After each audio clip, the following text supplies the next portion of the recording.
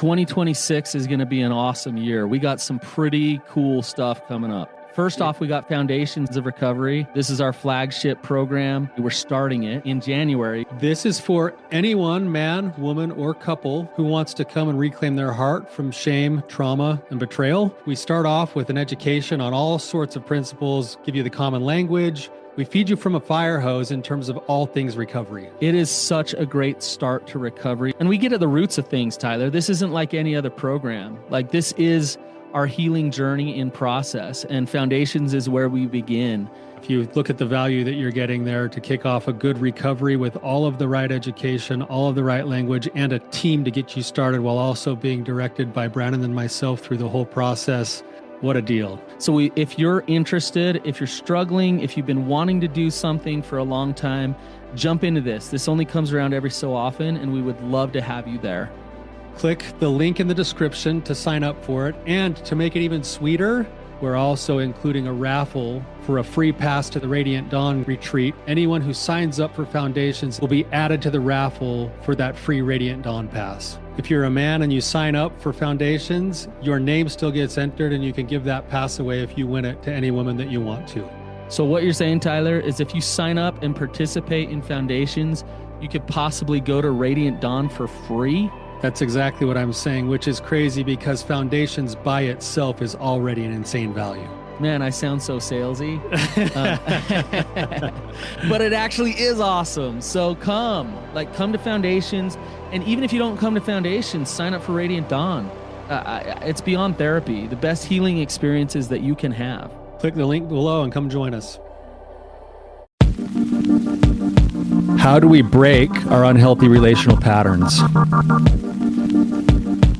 Welcome to the Therapy Brothers podcast. I'm Brannon. I'm Tyler. We're brothers. We're therapists. And we know recovery. Bring your stories, your questions, your successes with real recovery.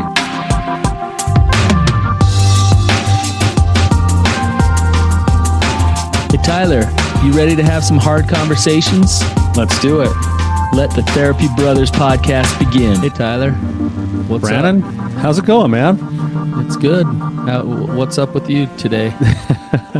We actually had a kind of a cool weekend. We have Rhiannon's sister who lives in Tallahassee came out for the last, not quite a week, and has spent some time out here. So we haven't seen our nieces, nephews, and at least I haven't in a few years. So it's been really cool to kind of just spend the last few days with her family, which then draws everybody else together. So we've seen a little bit more of Rhiannon's other sister and brother and their families. And so did you take them to Lagoon or something?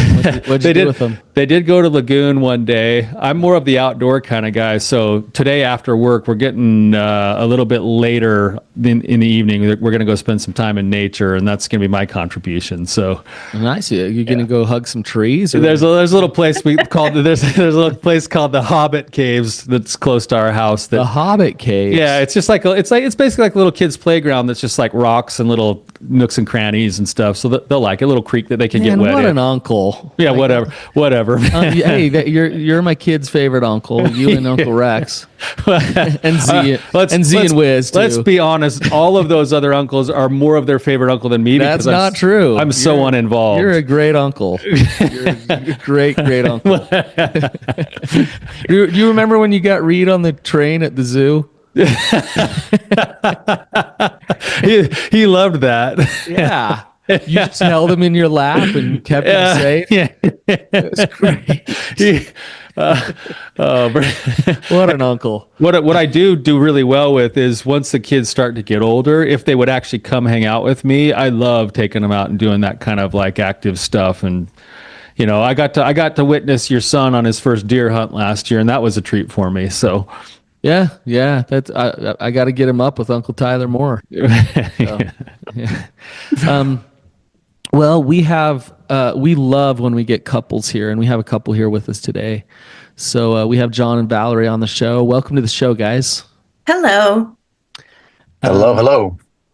John was with us just a couple weeks ago, and so John's a glutton for punishment. Indeed. I want to thank him for coming on with Valerie. This is great. We get the other perspective, the other side today. So So Valerie, just if you could just give us a little bit of background, tell us what's going on for you, and we'll just kind of go from there. So like background from my story or background as to where we are right now? Yeah, where you are right now. Okay. So we're about 5 years, almost 6 years since initial D-Day. And I've done a lot of my own individual recovery work. I did S&on for a while. Have seen a CSAT for a long time. I was in a women's group, and I did my work. So let's just say it took me 4 years to get to where I believe I am in a healthy place for myself. Okay. So I did a lot of work. I know who I am. I know it's not my fault. I know I'm enough. I know my worth. I'm boundaried. It's like I feel very, very solid in that. So where I'm struggling is that even with all of those things, so that's my individual healing, even with all of those things, I still don't feel like I've really even been heard, or that the impact of what has happened and the depth and the breadth of the behaviors, I just still don't feel heard. I don't necessarily think he gets it.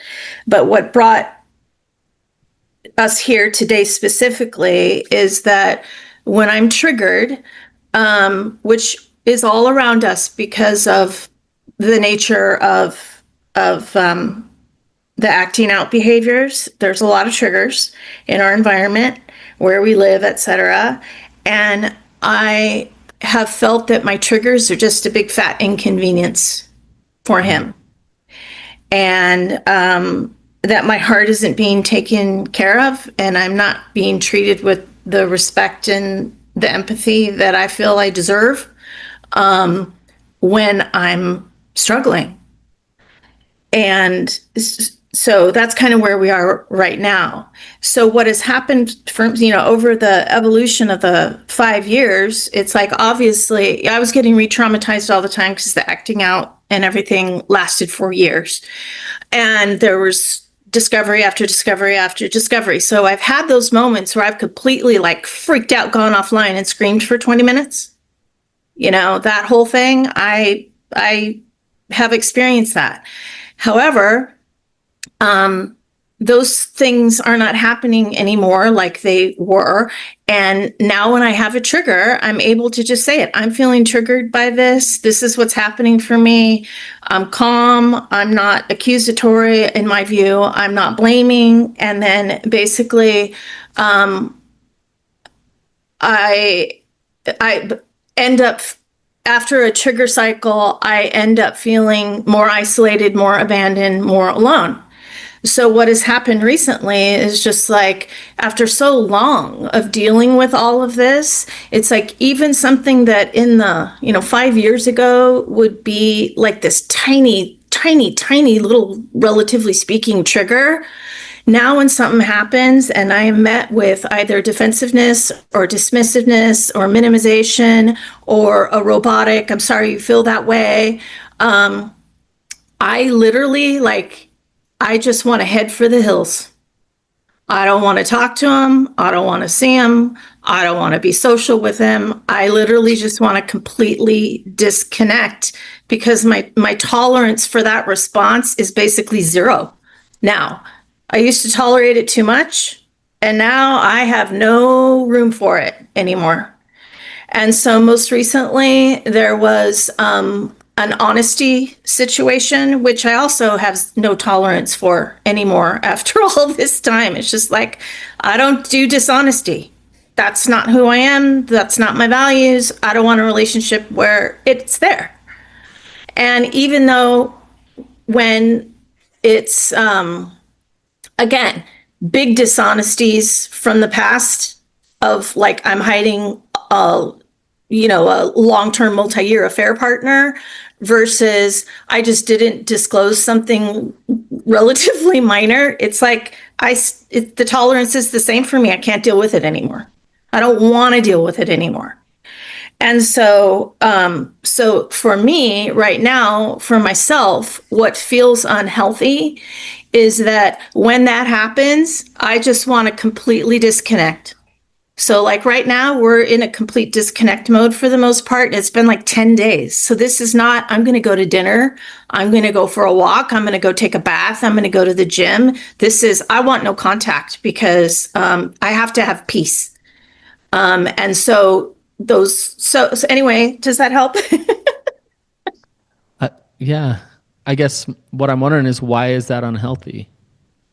Well, I guess I'm going to should all over myself for a second. It Now feels that's unhealthy. yeah. Yeah. So what it feels like is that the disconnection isn't helpful for moving our relationship forward. That's what it feels like. I can understand that maybe this is what needs to happen so that the impact is understood. Or, on his side, I don't really know. But for me, it's how I can stay at peace. Because I just don't have any resilience left for my heart not being taken care of. And if I may, I'd like to jump in. Just the challenge. And so exactly what she said. It's like, how do we, at the same time, concurrently, as opposed to in serial fashion, concurrently still, build up that relationship trust and connect, and me to have the opportunity to jump in with empathy and have that. Right now, when we're fully disconnected, I focus on me and me only, which is a good thing, but the relationship is not being tended to, if that makes sense. Yeah, I'll say it another way, is that I've been vulnerable. I've said how I feel. I've said how things impact me. I've shared my feelings. I've expressed my needs on what I need from him to get me through these times. And since I'm not getting that, I I'm not seeing it doesn't feel safe for me to be vulnerable anymore. Like I put myself out there and I get the smackdown and I'm just tired. Yeah, this is, what you're describing is, unfortunately, it's a really common kind of pattern and process that a lot of couples find themselves in. And it can be really hard to navigate because part of the answer is the messiness of the practice, but you don't want to practice if you're going to keep getting hurt. Yep. And that makes it really challenging. I want to ask John, you're hearing, and you've kind of agreed with everything that Valerie's saying, and you're hearing her say what I'm really looking for is when I bring these things up, whether they're brought up into a 20-minute rant or maybe the softer way of, hey, I'm having a rough time right now. What gets in the way? If you know that she wants the empathy, what's tripping up the empathy for you? I think it goes back to what we've talked about in our first podcast, which was there are some deeper issues I need to tend to come forward and be vulnerable and be authentic with her and connect with it. I've got to maybe own a lot of my own challenges in my past, and as Brannon put it, kind of go deeper into the why. And I've done some why work, but I need to go deeper. I guess I did the lowercase y. I got to do the uppercase y, if you will. So I gotta make that happen. So that's one thing I need to do. And two, I need to not miss opportunities to show that love and connection and leaning in and being there and being that safe, as I've heard, a safe vessel for her pain and trauma. I want to be that person. I want to be that partner. So I want to do it. The desire is 150% there. Valerie, why are you still here in the relationship? Because John's my best friend. I have loved the good parts of our relationship.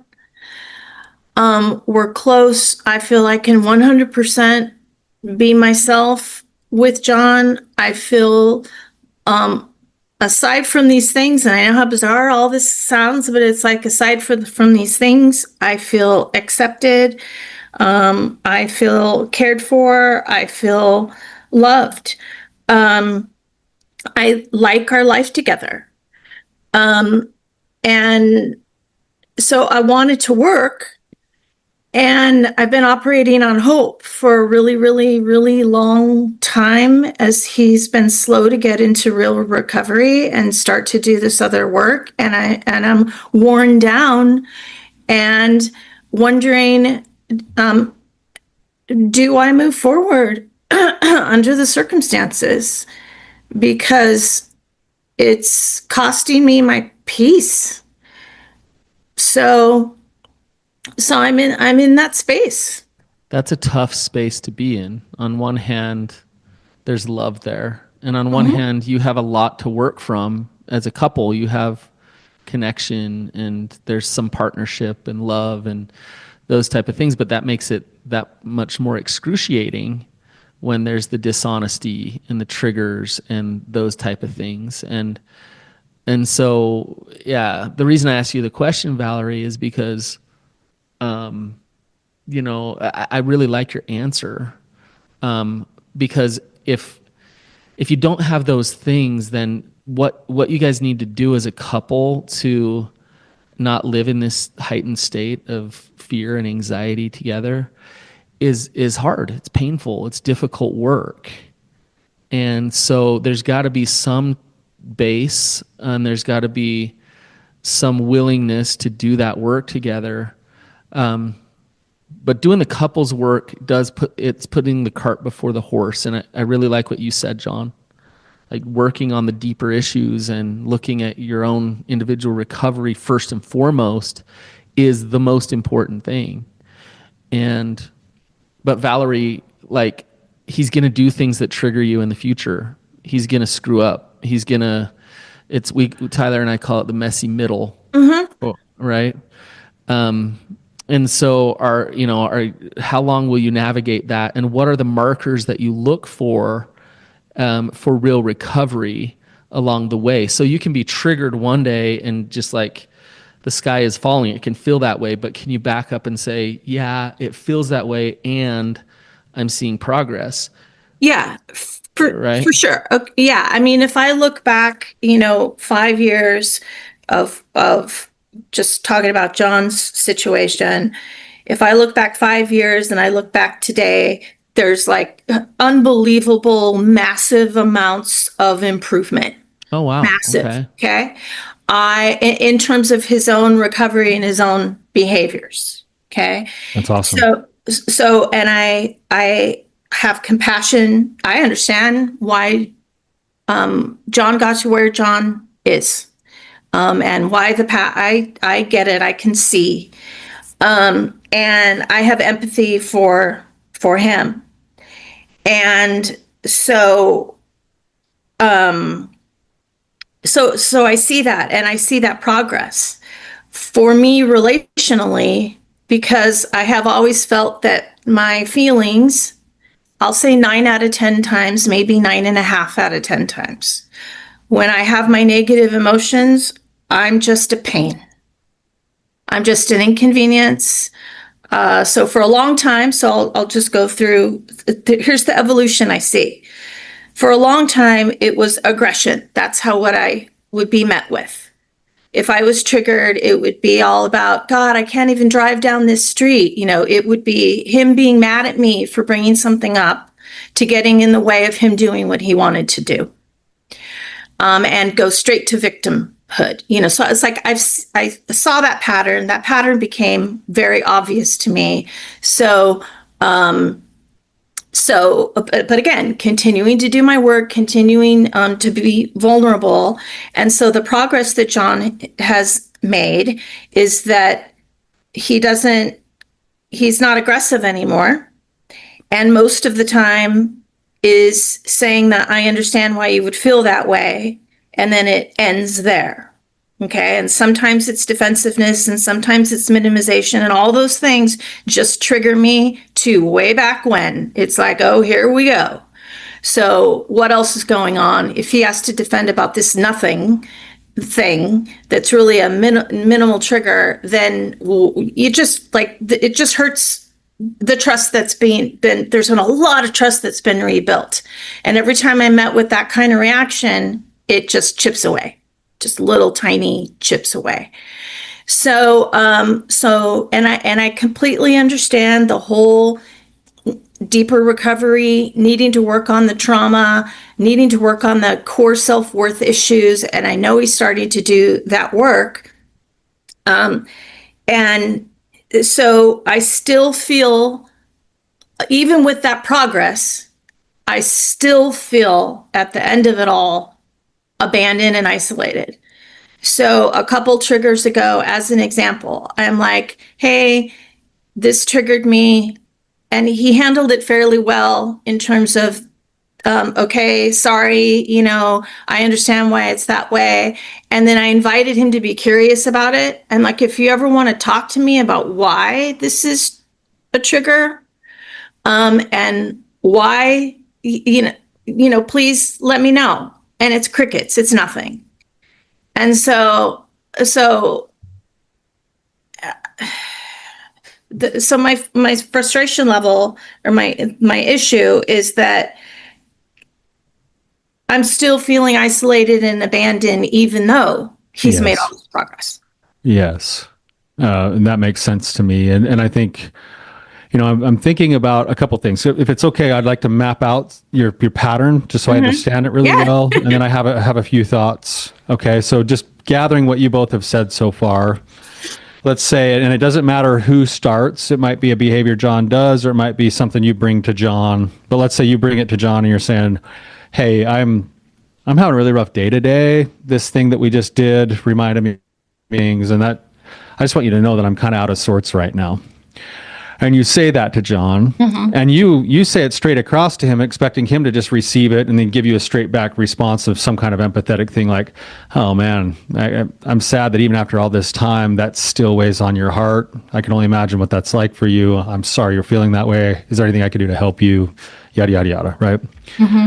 Instead of that, what you don't see is that, imagine it's in a figure 8, like an infinity sign, and you at the top was your behavior of, hey, I'm struggling. But now what it does is it gets and goes down diagonal to the very bottom. And at the very bottom is what would, be called the attachment wound. And that's John's attachment wound. And his attachment wound is something along the lines of, I'm unlovable, I'm not good enough, I'll never measure up, I'm weak.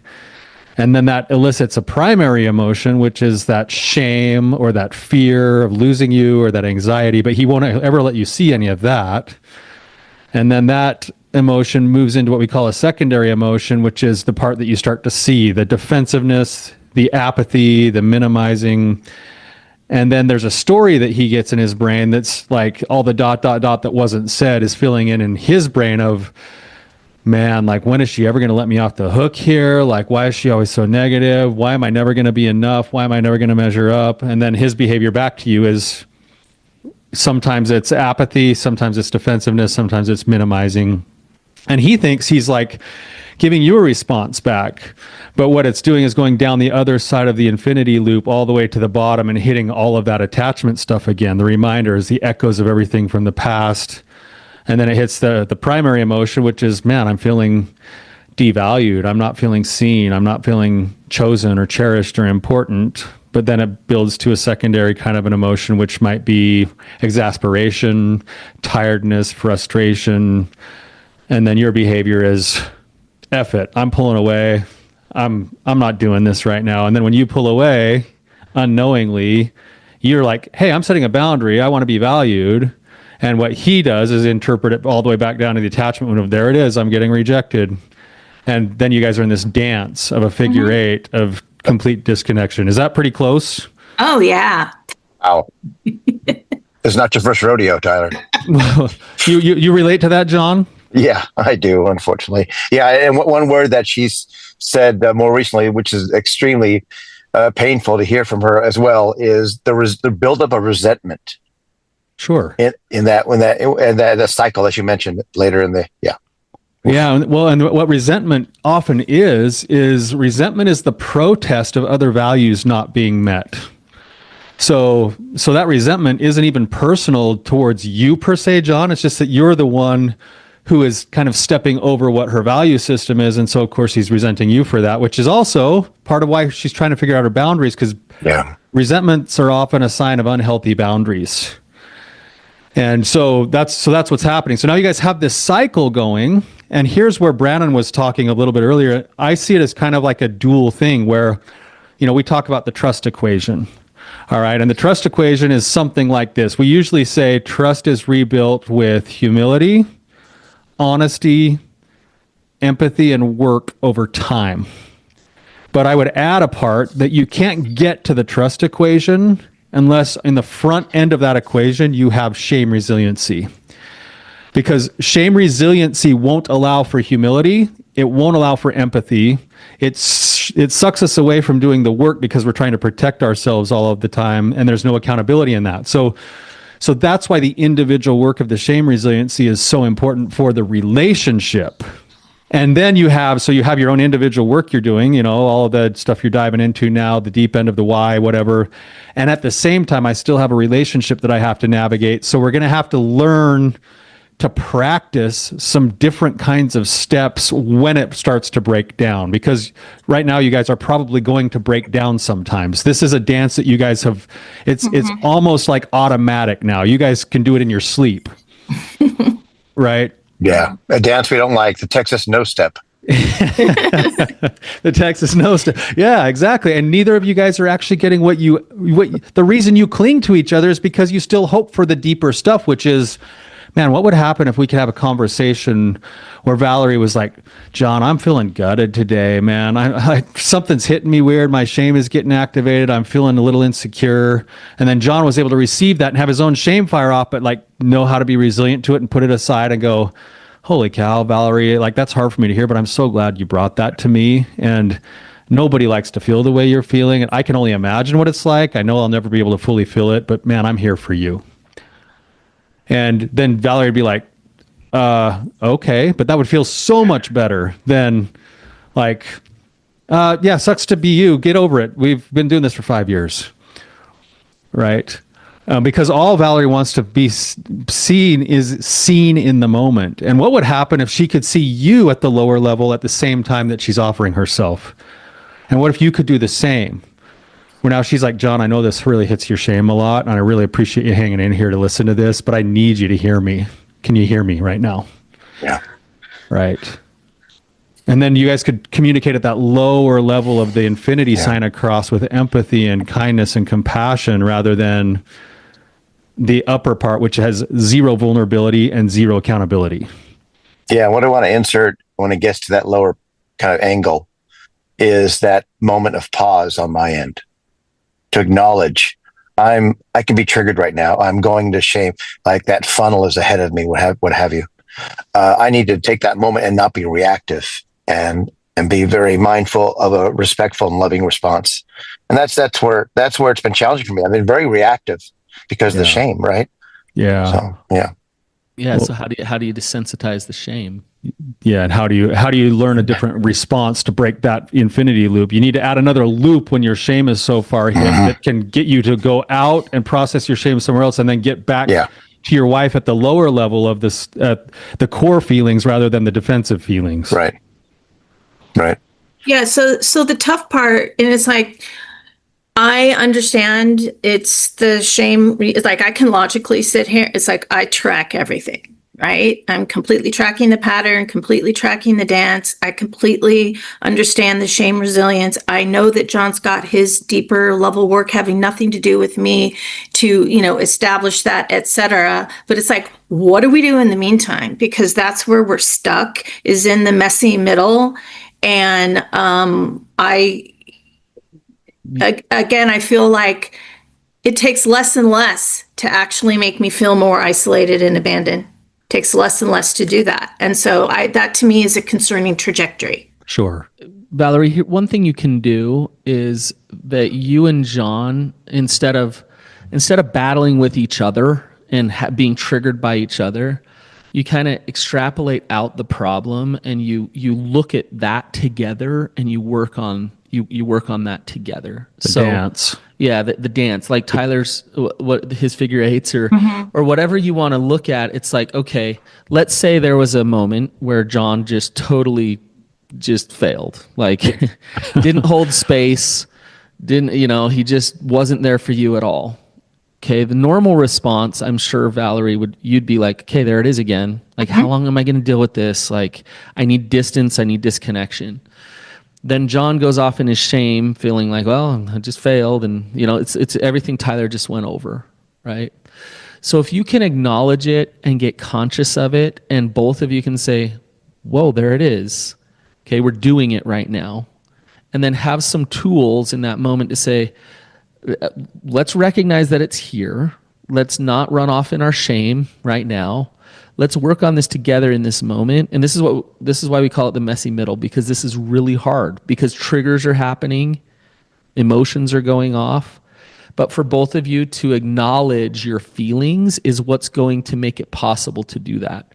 So if John were to say to you, Valerie, in that moment that he just failed, okay, if he were to turn to you and say, well, I feel so much shame right now and I just failed holding space for you, I just want to acknowledge that. What would happen if he said something like that? She'd say, darn straight you did. That's what would be going through my head. Yeah. Is the truth. Okay. Yeah. And let's say you were still triggered and you said that. You said, darn straight you did. Like, yeah, you failed me again. That's the top part of the cycle, but that's okay. Yeah. So you're still triggered, Valerie, right? Yep. So when that's happened, I have said something like, I'm really bummed. That was a missed opportunity for us to connect. Okay. And we disconnected instead. Okay. What could you say to get aware of what's going on in that moment for you, Valerie? So not something that disconnects from him, but something vulnerable for you. I guess I could tell him that I'm feeling abandoned and isolated. Yeah, my heart hurts right now. I feel abandoned and isolated. And what if he came back with, that makes me feel like even a bigger failure because I really want to be there for you? I would be able to understand that. Yeah. You'd actually start to get to some connection here, believe it or not, right? Because you're both being honest and vulnerable versus like you're triggered by each other because you're worried that you're going to get hurt by each other. I hate to say this, and this might be a little triggering, but it's a double whammy, Valerie, and you know this, you've been living it. The same reason why he acted out with other women is the same reason why he can't hold space for you. Yeah, I get that. Right? You understand that, yes. Right? And so it's really, it like hurts because he's betrayed you, and now on top of that, he's not holding space for you. Yeah. And it's very easy to take both of those things personal for you. Do you see what I'm saying? Yeah, it goes against, and I know it's not fair, but it goes against my value of fairness. It's not fair. That's not You're fair right. at all. It's not at all. But what is the reason? What is the reason why? Why he can't hold space and why he's acted out? Oh, I get it. It's his own self-worth issues. Okay. You do get that, right? Mm-hmm. And so here's the messy middle is like in that moment when he can't hold space for you, he is a child. Like he's literally like a child, right? Okay, and so then you're like, man, I want to be married to a grown ass man. Like, yeah. I need to process this pain I have from betrayal, and I need a relationship that I can do that in, and I want to be married to a grown ass man, right? And so if you come back with you're failing me, he retreats with his shame. Now, John, your work, and this is where the beauty happens. We talk about the messy middle. Your work in that moment when she says, why are you acting like a child? Or how come you can't hold space? Or, you know what? I'm done. Like, I'm finished, right? What's your work in that moment, John? acknowledge exactly where I am, which is in that shame zone, and I reverted to that unworthy person again in the moment. What if you're not there though, John? What if you're not in that shame mode, but she's triggered and just feels like you are? What do you do? To acknowledge her perspective and her feelings. Yeah. So you don't take it personal and you be honest with her. Yeah. So it might be you are in that shame mode, like, hey, I did just disconnect. Thank you for pointing that out. Can I have another try? Yeah. Or, you know what, like I didn't disconnect, but I can totally see that you're feeling that I did. And I'm here and I want to understand why you're feeling that way. Do you see how you're taking a step toward her in those moments? Yes. Right. And so doing this together is the dance, and there's going to be failure with it, and it's going to be messy, and it's going to be hard. Yeah. It's like, and I hate to say this, and you know this, Valerie, you know this too. And like it, but like, have you guys ever been to physical therapy? Mm-hmm. Was it fun? No. It sucks. You see where I'm going here, right? If you want to get better, like, and this is what a lot of couples, like they want to jump to the end. Like, oh, can't we have intimacy and trust and great sex? But if you want to get better, you have to sit in the pain of it and the discomfort of those exercises so that you can rehab yourself. And the beauty of it for both of you is you're very conscious and have done a lot of work, but it's going to take stepping in again and again while you're doing that individual trauma healing work. So, Valerie, what are you thinking about what I'm saying? It makes a lot of sense. And it is, my reaction typically just goes to, I'm angry and frustrated, and I need to recognize that, pause, and say what it really is. Yeah. Yeah.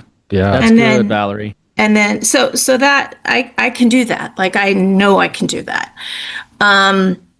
Where the tape that's playing in my head right now, as I go through that conversation, is if I do that, then my fear is from past is that John will go, then I guess you don't really want to be around me right now, because why would you want to be around someone who's making you feel like this, and retreat, So like there have been times where I'm like triggered and have said, don't leave me. And he's like, but clearly you don't want to be around me. And I'm like,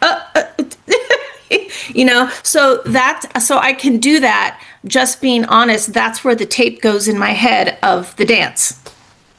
Yeah. Yeah. And that's where my tent folds, Tyler. And that's why I want to leave the campground.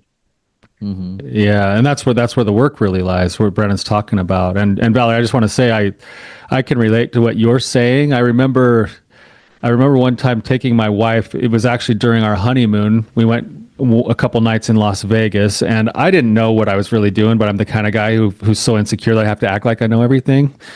And so we went to that tunnel. There's a light tunnel that does this like light show. And then my wife was like, I want to see the strip too. And I'm like, oh, that's not that far away. Let's just walk. It's basically from the tunnel to the strip is like 3 miles through the ghetto. Uber, man, Uber. So I'm walking through, and I'm walking her from the tunnel, my brand new bride, from the tunnel over to the strip, thinking I know what I'm doing. And we have all these people coming up to us who are scary, like I'm afraid we're going to get robbed or something. Had a guy come walk right alongside of us trying to panhandle money. And my wife mumbled under her breath. She was like, I am so mad at you right now. Like, oh my gosh. And so I start to pull away, and she grabs my arm and she's like, don't you dare leave me. Stay right here. So that's kind of what you're saying is, man, the thing I need from you is your presence and attention, even though I'm fuming at you right now. And I need you to have the strength to take your accountability for what you just put me in, but don't leave me.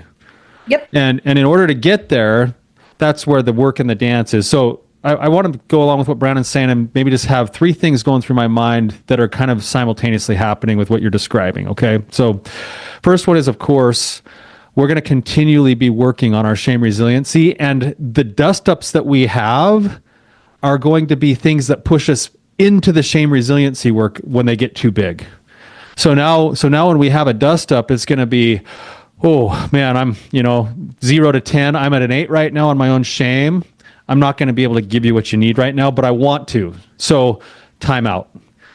And then in the time out, that's where the shame resiliency work is going to happen. So, I'll give an example. My wife used to say this to me a lot. She'd come to me and she'd say, hey, Tyler, I need to talk to you about this. And she'd start talking to me and I'd feel the shame start to crush. And I'd feel myself slipping into like trying to practice empathy into self-centeredness. And, and as I slide into that self-centeredness, I got to be where she would say to me up front, she'd say, hey, Tyler, I see you slipping away. I believe you're capable of hearing me. And if you can hear me, I'd love to keep talking. Mm-hmm. Yeah. If not, then I'm out. I'm taking a time out. So that was her way of doing it. And sometimes it would be me recognizing it and going like, oh no, like I'm not giving her what she needs right now. And I'd have to be the one to say, hey, I really want to give you the best version of me right now. And I'm not it right now. Give me a minute. And then I'd take my time out. Now in the time out, that part really matters, because imagine that figure eight's going, now I'm pulling out of that and I'm going to do another loop all the way outside where I'm going to take some time. I'm going to get grounded. I'm going to get my values back intact. I'm going to do some self-care. I'm going to reach out to somebody on my team and get some perspective and be reminded this isn't personal. And then I'm going to get coached back into what was she really needing right now? The reason she brought it to you is because she wants you to be there to hold it for her, or vice versa. Maybe Valerie, you go and you get that, and he's like, "Did you see him trying?" But what you could do is you could ask him for this instead of that, and call him up into his manhood a little bit. Say, "I want to be with a man who can hold this. Like, if you can hold it, please talk with me again. Mm-hmm. Otherwise, I am going to have to keep some distance, and that sucks for both of us because I don't even want that." But now that timeout part is self-care, grounding, perspective, other team members, and then get back into your better self, your shame resilient self, and then enter back at the lower end. So then when I come back to my wife, say, hey, I'm sorry I wasn't there, a couple hours ago or last night. I'm in a much better space now. Tell me more about what you would like to share. So now I'm not leaving that attachment wound open because I took the time out. I'm coming back and touching the points again with her in a much better place where we can practice the empathy again. And then when it breaks, we do the same thing. Mm-hmm. Does that make sense at all? Yes. Mm-hmm. Mm-hmm. I was wondering, we got 10 minutes and I hesitate to do this because we could bust it open and then just leave the nerve dangling out, But John, I was wondering if you would be willing to let me and Tyler kind of be here for you, and try to dig in a little bit with Valerie and just kind of coach you a little bit. So, would you be willing to do that just a little bit? Yes, I am. Valerie, what about you? Are you good to dig in just a little bit? Yes. Okay, so something happened 10 days ago. Mm-hmm. So, John, I want you to hold space for Valerie. And Valerie, I want you to talk about what happened 10 days ago, or where you're at with it right now, how you're feeling. And holding space, John, means putting yourself in her shoes, not yours, letting go of judgments about her and you, and offering your presence. We'll be annoying, Tyler and I, if we see it going off the rails, and we want to point out that these patterns that Tyler was talking about, right? So I want to let you guys go at this for a minute, and we'll observe, but then just kind of show you, John, what you can do or what will be helpful for empathy. Okay, so Valerie, just talk about where you're at, and remember, you're talking to John, okay? And John, you're talking to Valerie. Okay. Action. All right. So when I discovered that you loaded that app back onto your phone after telling me that you had deleted it, I felt betrayed. I felt that you weren't being honest with me, and I felt that I deserved to know that information. even though I had nothing to do with you removing the app. That was all your doing. I made no demands or anything. And I felt completely left out because you had the conversation with your recovery network and made what felt to me a unilateral decision without considering my feelings. And I would have been fine with you adding it back because that wasn't the issue for me. I felt disrespected because and unimportant because I felt like you didn't even think it was an important enough. My interpretation is you didn't even think it was important enough to tell me that you did it. And so then it made me think, wow, this is where my brain went. He sure was excited to tell me when he got rid of it, which then made me think, oh, then he got an attaboy from me. He got a validation. Look at me. Look at what I did. Valerie, I want to give John a chance here. So John, just a quick little pointer. Dig or reflect back. Okay. But first check your shame at the door. This is the part where Tyler was saying, like, stop and check in with yourself. Check your shame at the door. Okay. And dig or reflect back. Go ahead, John. Thank you for sharing that, Valerie. I understand that lack of honesty and transparency of my action was indeed a unilateral decision. I did that without involving you. Stop, John. Stop. You're fixing it. You're not connecting to her emotion. Can you see that? It seems like you're saying the right things. Well, he's doing a right thing, but it's not the thing that's Valerie's really asking for right now. Right. You're not connecting to her. So you're taking ownership for you being a bad boy and making the mistake, but she didn't say, I need you to say you were a bad boy. She said, I felt what? Dig or reflect back. You didn't dig with her and you're not reflecting back. You're taking ownership. I felt ashamed of putting it back on my phone without telling you. And I'm sorry about that. I understand your perspective and how it hurts you because it crosses that honesty barrier, and that's a boundary. John, she doesn't know that you understand that. So if you just come and say, I understand that, I know I'm being annoying, John. I know I am. So what I'm seeing here is I don't know if you know how to dig. I don't know if you know how to hold that emotion or reflect back. So try this, John. You're not allowed to reference yourself at all in this next line. Yeah, ask her about You can't say I, me, did, whatever. Actually step into her shoes. Not even your shoes thinking about her.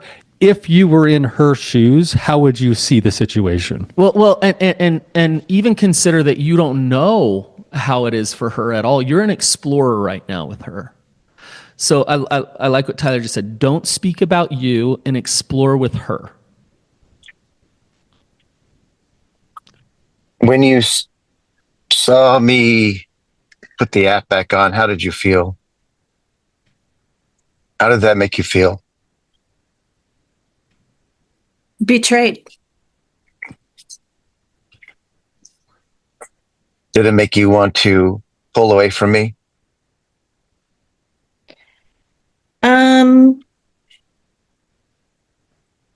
No, the act of putting the app back on wasn't the issue. The issue for me is that it felt like you were lying to me by omission because you didn't tell me you were going to do it. And so I just felt like I was betrayed again. Go one step further, Valerie. When you were lying to me, I felt like I was betrayed again, which leads me to feel or want to do blank. Well, it makes me feel like I'm not cared about and I'm not important, and it makes me want to disconnect from you so that I don't have to feel that way. You deserve to be cared about. You are important. Don't fix it, John. You just fixed it. So now This is tricky, John. You're doing a good job, guys. I'm going to give you two more options. Okay, you can even dig further, so ask questions about her, or you can start to validate at this point because she gave you her emotions. What were the emotions, John? Did you hear what she just said?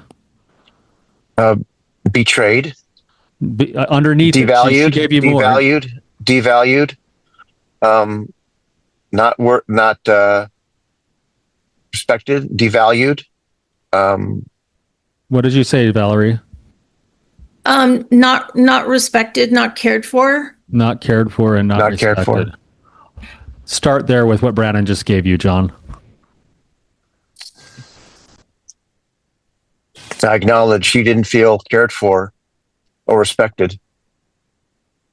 I own that. Don't own it. That's about you. You're connecting to her. So I know I'm really obnoxious. Is this making sense to you too, Valerie? Yeah. So I think you're absolutely on the right track with what you're trying to do, because one of the ways I would describe my experience during these times is he makes it about him. And then I'm just left over there in the next room in the corner dealing with it by myself. Which does a bigger thing to the relationship and what it's saying to her, John. And I realize, like, when we talk about shame, it triggers shame. But what it's saying to her is, I don't feel like I'm strong enough to sit in the vulnerability with you. And so then it wipes out for her a feeling of safety with you, which then makes her not want to be vulnerable with you, right? And so when you go to fix it mode, when you just try to get out of the situation energetically, you're saying to her, I'm not safe.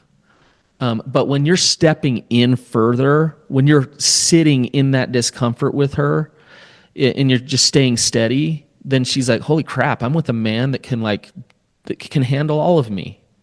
I'm with a man that I can come at him and say, you betrayed me, you jerk, and he can dig further into my emotions. Like, what? Do you see what I'm saying, John? She needs that grown-ass man. Yeah, I love what you said last time we talked. You said, I'm asking the wrong question. I need to do the deeper work so that you can show up and be like, you know what? Like, so where you didn't get to was validation of, like, you know, it makes a lot of sense why you'd feel triggered. I've betrayed you in the past. You know, me putting that app on behind your back, it makes sense why you're triggered by that and why you're betrayed, right? Do you see how you're not fixing it? Yes. You're not saying, absolutely. I understand and it's okay. I'm acknowledging it. You're acknowledging. You're validating. I validate that you feel that way because it makes sense. Yeah, especially given our history. Yeah, and exactly. I am sorry, but don't jump to sorry too fast because that's trying to fix it. I am sorry, and I just want you to know that you're not crazy. Trying to fix it seems selfish, whereas I recognize this, and this, and you watch for her body language, and then she's nodding, and then it's for her when you say, I'm sorry. Right. Like, yeah, I can tell you're feeling those things, and you know what? You have every right to feel that way, and for my part, I'm sorry. I did make a mistake, and I apologize, but it makes sense why you're hurting right now. And you can take the space, whatever you need. I'm here for you. But do you see how you're just like there? So, yes. Yeah. We did this in 10 minutes. Like, this is but this is the practice that you need to do in those moments. You recognize the patterns, you shift into new ways of communication, and you do it while at the same time practicing your own shame resiliency. It's hard. That's why it's so freaking messy. Yeah. Yeah. Thank you. Yeah. And I think how I feel in those moments, I think invalidated is a very good descriptor of that. And I really just want to be heard. Yeah. Do you hear that, John? I do. I guess when you talk about acknowledgement and recognizing and validating equates to her being heard. And that's huge for me to connect that. John, go ahead, Ty. And just another way of looking at this to try to simplify it for the practice of where you're at right now is show that you're seeking to understand before you do any fixing. Don't fix. You're not allowed to fix. Don't fix. That's my natural reaction too. Yeah. Yep, I hear you. And you're also not allowed to bail. So you can't unless it's a timeout to come back. Yeah, you can't bail and you can't fix it. You're showing up for her. You're loving her. Right. Did you hear what she just said, John? I did. I feel unseen. Yeah. And I just want you to know that you are capable and strong enough as a man to hold that space for her and to see her in her vulnerability. You might not know that yet, but you're getting on track to do the right work to understand that so that you can do that. And it's going to be awesome when you start holding this space and showing up for her and empathizing. It's going to be amazing. And I want to talk to you guys, in a year from now or so, and just kind of see, because there's some physical therapy to do, so to speak. For a while. Right. You guys are doing it though. I'm proud. I mean, even the fact that we can laugh. I hear Valerie laughing. You hardly ever hear someone, unless they've done a lot of work, be able to laugh about this. Yeah. So, I'm really happy to have you guys on. We're out of time today. Hopefully this was beneficial to you. I hope that when you go back and listen again, you'll be able to pick up on some of the principles that Brannon was trying to get to right at the end there. Yeah. But man, these things are magic in relationships when both people are committed to learning to break that cycle. And thank you to you guys for being our guests, and thank you to our listeners for being here. And until next time, keep on keeping on.